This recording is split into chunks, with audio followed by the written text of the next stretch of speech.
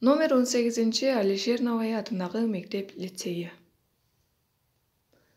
Саламатсыңарбы менин кымбаттуу окуучуларым, билимге тойбогон, дайыма билим деп талпынган сүйүктүү болгон окуучуларым. Балдар, бүгүнкү сабактарга маанайыбыз эң сонун деп ойлоймун. Мына ушундай маанайды түшүрбөстөн кыргыз тили сабагыбызды баштайбыз. Бардыгыбыз китебибиздин 51 беттерине ачып, бүгүнкү сабагыбыздын темасы бул табыш жөнөмөсү менен таанышабыз.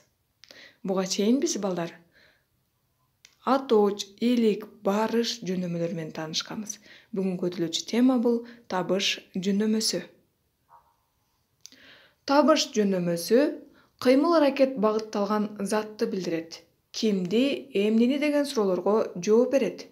Мүчөсү н. Бул уңгудагы үндүү жана үнсүзгө карай өзгөрөт. Мисалы, баланы ойнотуу. Мында бала бул сөздүн уңгусу, ал эми н табыш жөнөмөсүнүн мүчөсү. Өзгөргөн жок. Ал эми койду кайтаруу. Мында койду деген сөзүбүздө кой сөздүн уңгусу, ал эми ду табыш жөнөмөсүнүн өзгөртүлгөн мүчөсү. Н мүчөнүн өзгөртүлгөн 12 түрү бар. Келгиле анда теманы көнүгүүлөрдү аткаруу менен толуктайбыз. Биринчи көнүгүү балдар ооз-2 суроолорго жооп бересиңер. Суроолор текст боюнча берилген. Биз билебиз, Аяз атадан кат деген текст боюнча көнүгүүлөрдү аткарып келе жатабыз. Мына ушул көнүгүүлөргө ооз-2 жооп бересиңер. Экинчи көнүгүү тексттен табыш жөнөмөдө турган сөз катышкан сүйлөмдөрдү таап, көчүрүп жазасыңар. Демек, экинчи көнүгүүдө бир гана сөздү гана жазып койбостон, эмне сүйлөмдү таап жазат экенбиз. Мисал келтирип койдум. Аяз атадан кат деген текстибизде, мисалы, апам да Аяз атаны көргүсү келет да. Мында Аяз атаны деген сөзүбүздө табыш жөнөмөдөгү турган сөз бар. Ата бул сөздүн уңгусу, ал эми н табыш жөнөмөсүнүн мүчөсү.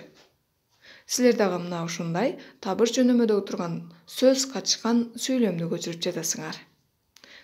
Эскерте кетейин, ал сөздөр кимди, эмнени деген суроолорго жооп бериш керек. Үчүнчү көнүгүү ырды толуктагыла, кайсы жөнөмөдө турган сөздөр менен толуктаганыңарды айтып бергиле. Көрөлү Аяз атаны деген ыр берилген, бирок ал ыр толуктаган эмес, өз алдыңарча силер мүчөлөрдү улоо менен ырды толуктайсыңар. Төртүнчү көнүгүү табыш жөнөмө мүчөсүнүн бардык түрү боюнча мисалдарды жазгыла. Мында 12 түрү турат балдар. Булар н, ну, нү, не, ты, ту, ти, тү, ды, ди, ду, ду. Мисалы, ну мүчөсүнө сууну. Суу бул сөздүн уңгусу, ал эми ну табыш жөнөмөсүнүн өзгөртүлгөн мүчөсү. Ту мүчөсүнө мисал келтирели. Тоокту. Эмнени? Тоокту. Сөздүн уңгусу бул тоок, ал эми ту табыш жөнөмөсүнүн мүчөсү. Бөдөнөнү.